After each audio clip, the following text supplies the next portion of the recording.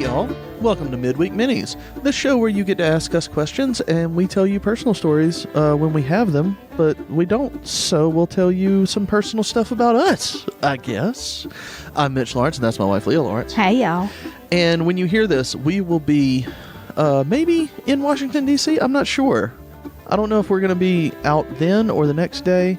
I think it's the next day that we're leaving, but we're recording well ahead of time. It's the next day. Yeah. So, Leah, what are we going to do in Washington, D.C.? We're going to go to all the museums, and I'm really, really excited about it. Which one specifically? We're going to all of the ones that we can possibly get into. Okay. All right. No, I definitely want to do the Natural History Museum, the Air and Space Museum, the Museum of You mean Native the Round Earth American. Museum? No, thanks. No. The Portrait Gallery I really like to go to. And definitely I want to go to the Holocaust Museum, but all of those are other free, than that- right? Everything's free on all yeah, I those? think so.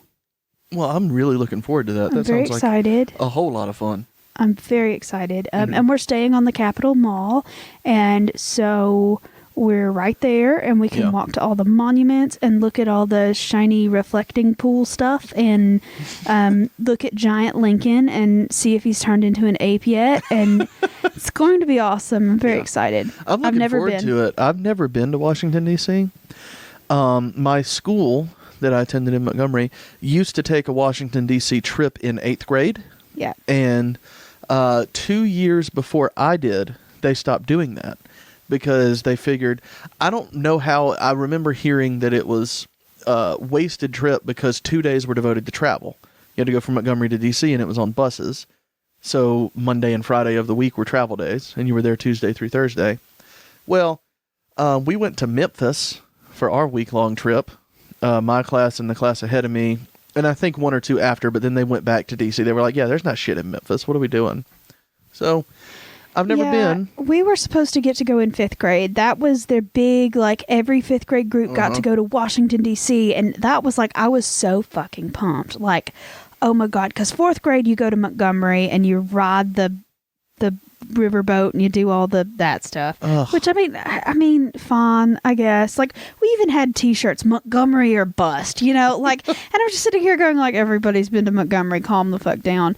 So I was so excited about going to Washington, D.C. in 5th grade. I was just looking forward to it. And that year they were like, yeah, we're not going to let anybody go to there anymore. Like, we're just not doing it anymore. No one's going anymore. And so instead of a week in Washington, D.C., what my 5th grade class got to do was take a day and go to, it was we did Rock City, and we did Ruby Falls in Tennessee, and we did the Tennessee Aquarium, and that was our big, it was supposed to be a week in D.C., and we got to go to fucking Chattanooga, which I love Chattanooga, don't get me wrong, but it is not the Smithsonian, and I was obsessed with the Smithsonian as a child, and yeah, I'm finally going to get to go. I'm turning 30 years old, so it is going to be like a week and a half of just me going fucking bonkers over some of my favorite things, and I'm really excited. And me being in the background. And Mitch is there too. Yep. He's turning 32, if that helps. It doesn't. There's nothing special about 32. There's also nothing special about 30, but you'll figure that out real soon. You'll enjoy it. Yeah, give no fucks. Leah is going to the Smithsonian, and then she's flying home, and then she's immediately getting in a car to go to Orlando. Yay for Leah. Yay. I'm so happy for you. I'm going with one of my sorority sisters, and I'm very excited. We'll talk more about Orlando on the next episode. Yes. But for now, we're just excited about DC. Leah found like a fun dessert bar, I think, that we're going to go to in DC. A dessert what? A dessert bar where, don't they have like fancy desserts and fancy dessert drinks or something? Am I thinking of something else? You're thinking of something completely different. We are hopefully going to go to a grilled cheese restaurant. That's what it was. I knew. The whole restaurant and bar is grilled cheese themed. I consider grilled cheese a dessert. It's not. That's what happened. It's a grilled cream cheese. No. Although I think they actually have that. But. Oh, I 100% will fucking eat that. Get out of my way. If they deep fry it, even better. Yeah, there's a grilled cheese place. I'm really excited about it. I'm ready to go to that. All right, well, would you like to get a question? Yeah, Yeah, sure. Go ahead. I'll read it. Give me just a moment. Let me find one worth reading here. Make sure we don't get Leah, sing us something, please. Let's see here.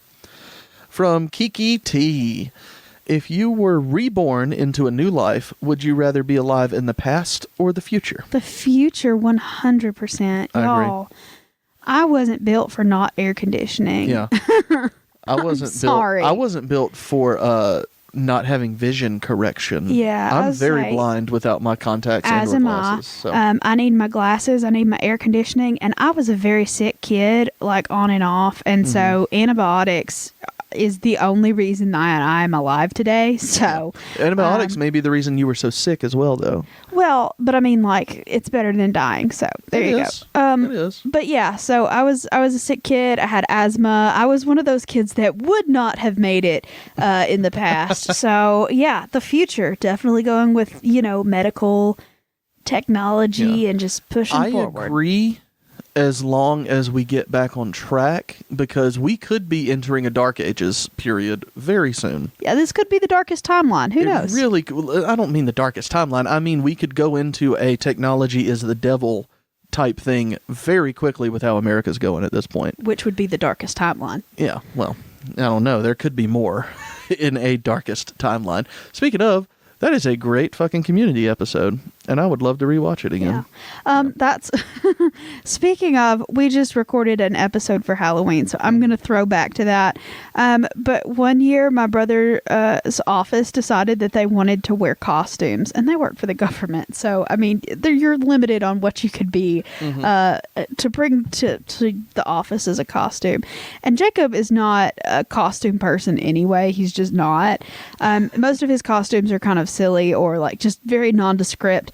And so he was like, I don't know what to be. I want to be Darkest Timeline Jacob. And I was like, just put I on can a make this work. So I cut out the goatee, a felt Darkest Timeline goatee to make him Darkest Timeline Jacob. And I got him some toupee tape, and he wore his felt goatee to work and he was Darkest Timeline Jacob. Fucking awesome. Yeah. Oh, I've never heard that before. That makes me so happy. Yeah.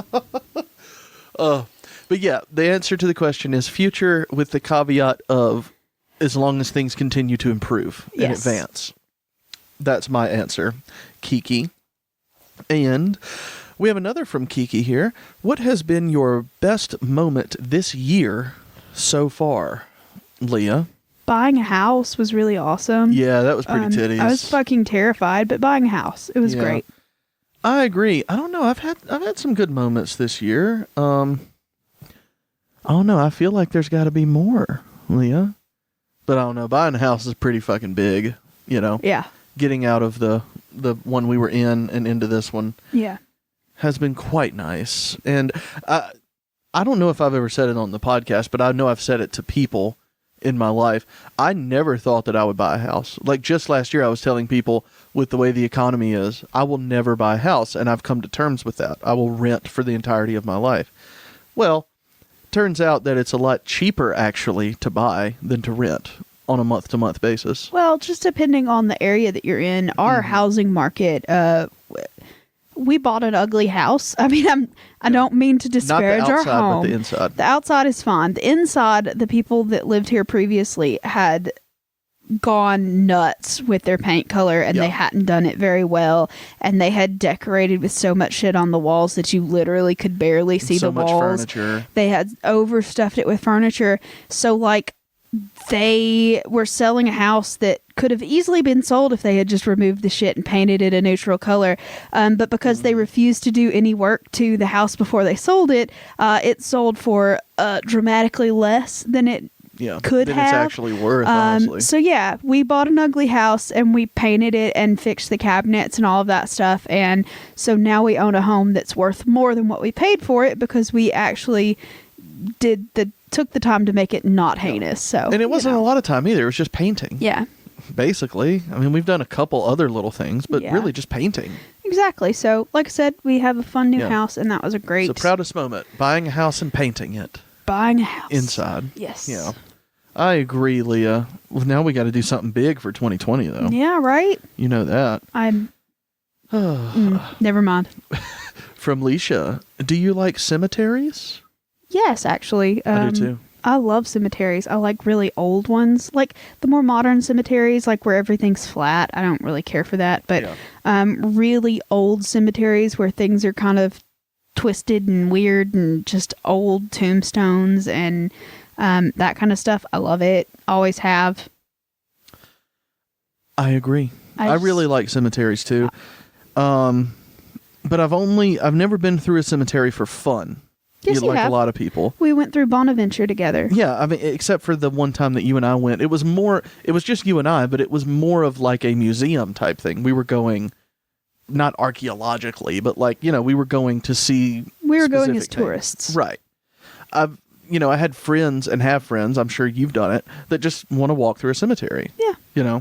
I haven't done that, but I do enjoy cemeteries. Yeah, at Montevallo, there's a really old cemetery on campus that was the King family cemetery, and like some of the oldest plots there from the 1700s. And so it's just it's got a stone wall around it, and sometimes you just go over there because it's neat. Yep. Well, yeah, that's the answer to that one. Yeah. We're cemetery fans. Pro cemetery. Yeah. Although personally, I'd never want to be buried in a cemetery, which is I want to be weird. cremated. I would say I also want to be cremated or aquamated or whatever kind of technology they have to get rid of my body at the time that I die. Yeah. For a minute, I wanted to do one of those things where I become a tree. But, and I've looked at it, but it's bad for the tree. Yeah, it's apparently really bad for like the ecosystem. Yeah, it's not great. Yeah, so I don't want to do that. Yeah, natural. And not like a hippie thing. I just thought it'd be cool. Yeah. I'm not in any way a hippie or environmentalist or anything. But. No, but natural burial or like just burn me. I'm good. It's fine. I don't need a monument. Thank you kindly. Yeah. All right. This is a long one here. Go ahead. But let's settle in. It's from Leisha C. She says, do you know what fry sauce is? It's a Utah thing. Ketchup, mayo, or Miracle Whip, a tiny bit of mustard, and a little bit of ranch. We put that shit on everything. I don't know what it is, but it is a new staple in the Lawrence household. No, it's That's not. for sure. I'm not putting mayonnaise and mustard together on anything. I don't give a shit. Oh, that sounds so good. No, it doesn't. It sounds like Zaxby's sauce, kind of. Mm-mm. I mean, it really does. It sounds like what would be a chicken sauce. It does. Anyway, I think it sounds wonderful. I'm Alicia. anti-sauce, y'all. You are. Just, for some reason, and that's a problem because I'm a big sauce person. The texture of sauces just... I don't know. I have a weird aversion to it. And what's really weird is anytime Mitch makes me try sauce, most of the time I pretty much end up liking it. Because Mitch knows sauces. But like I still am very averse to trying new sauces because as a kid I just was very, the texture's weird. Like I don't eat sweet and sour sauce. I don't eat honey mustard. I don't eat any of the dipping sauces, Yeah, she's wrong a lot. The only sauce that I ever will purposefully get is the one from Zaxby's because Mitch has within the last couple of months introduced me to Zaxby's sauce. So. Yeah, and almost every chicken place has a sauce like that, and it's all wonderful. Yeah, so like I said, I'm expanding my horizons. Dietarily, no. There you go. Gourmet palate. I don't know. There you Fuck go. it. You did great. I'm eating new stuff and I'm trying, but I'm still a picky little kid at heart. Let me tell you the kind of sauce person I am. All right. When I was in college in Birmingham, Alabama, there was a place that didn't last very long, but it was called Fire and Ice. And it's one of those places where there's a raw bar and you go fill up a bowl with everything that you want. And you take it to the middle, and there's a big circular grill, and they'll grill it for you right there. What I did, I would start every time there, because it's all you can eat. So we would go on Mondays. It was college night. With a college ID, it was $10, all you can eat. And I would start every night with like some noodles and some sausage and chicken and just a bunch of like broccoli and carrots and stuff. Make kind of a stir-fry thing. Well, on the raw bar, there's also a sauce bar. So you don't put the sauce on your food. The sauce goes on last. What I would do in the sauce bar was take a little bit of 7 sauces and put it into a cup, and that was my sauce to go on all that stuff. And it was like a Szechuan sauce almost. It was like a tiny bit of like honey barbecue and some spicy sauce. And it was, I'm telling you, it was like 6 or 7 different things. And I just did a little bit here, a little bit there, and then mixed it up and took it up to them, and they poured it on my food. And y'all, it was the shit. It was a little spicy sweet sauce. Is so fucking extra. Like, you can't. He's not good at editing. Like, it just not editing stuff, but like he can't make just the one fucking choice. He has to have a little bit of everything, and it drives me crazy. Well, I love how flavors mix. So, especially with food, like I mix shit together. I'm one of those people that if I have mashed potatoes on my plate and there's something like corn, peas, carrots, it's all getting mixed together. It's every so bit gross of it. watching him eat. Y'all, I love I don't it. like my food to touch, and Those KFC bowls are made for me. Yeah, exactly. Like, you are their target demographic. Absolutely. Yeah. But that's just how I am. I mean, I love the different flavors. I love spicy and sweet together. I love salty and sweet together. But weirdly, I'm not like a salted caramel fan as much Love as salted caramel. I like it, but I'm not crazy about it. Anyway, I love the contrast of flavors. And, when we get into sauce, that sounds like a fucking awesome sauce, Alicia. And I will try it. Might add a little bit more spice to it, though, like some spicy Szechuan or something. From Pip, what's in the crock pot? Just recently I made chili in the crock pot. Mm-hmm. It was damn good. That was in the rice cooker, but yeah, I mean, it's Well, the I crock mean, pot. I use it as a crock pot because it's just nonstick and easy, and my crock pot weighs like 1,000,000 pounds. Yeah, crock pot chili is what I have recently made. Just like a week ago, Leah's grandmother bought a pressure cooker a while back for some reason and was like, I don't want it anymore. So she gave it to Leah. Yeah. And Leah made pot roast in it, and it was fucking delicious. Yeah, it's an Instant Pot, basically. It's an off-brand Instant Pot, and it's bigger than an Instant Pot. But she had a belt gift card, and she's like, what am I going to buy? Okay, I'll get this. And then she just, like, took it out of the packaging and looked at it and was like, there's too many buttons on it. And my grandfather had already thrown away the box, so she's like, well, I can't return it. So she gave it to me. Yeah. I really enjoy it, and there's plenty of buttons on it. You've used it, I think, every day since you've gotten it. Not every day, but pretty close, and I really enjoy it, and it makes the best rice. Yeah, like, it makes way better rice than the rice cooker. Yeah, if you're not pressure cooking your rice, I don't know what the fuck your problem is, because that shit's delicious. It really is. It's amazing. Pressure cook your rice. I'm telling you, it's game changing. Yeah, I agree. It's wonderful. All right, let's do one more for this episode. From Leisha. This is actually a 2-part question. Okay. I don't know if I have answers to these, so this may be just a you thing. Best romance book you've ever read and dirtiest romance novel you've ever read. Ooh. Mm-hmm. Does Danielle Steele count? I've never read a Danielle Steele novel. They're supposed to. I mean, they're just porn. Yeah, I've never read one. The best one, romance. Say the Hunger Games. I don't. Say the Hunger Games. Say Harry Potter 6. Not really a romance novel. I like historical romances, like corset rippers. You know what I mean? Like, hey.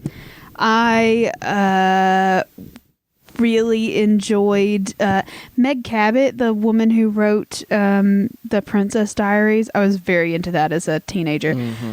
But she wrote a series of historical romance novels called, like, it was like Victoria and the Rogue and Sebastian and the insert Rogue. title here. You know, like just stuff like that. And I really enjoyed that series. So probably one of those. I mean, they were very tame, like they were kissing and alluding to things, but there was never anything like actually she wrote one that was for adults that was called The Lady of Sky. And it is also a historical romance novel, and they fuck in that one. I remember that one. It's a little risque. It's a little risque. But it really is pretty tame by most comparisons.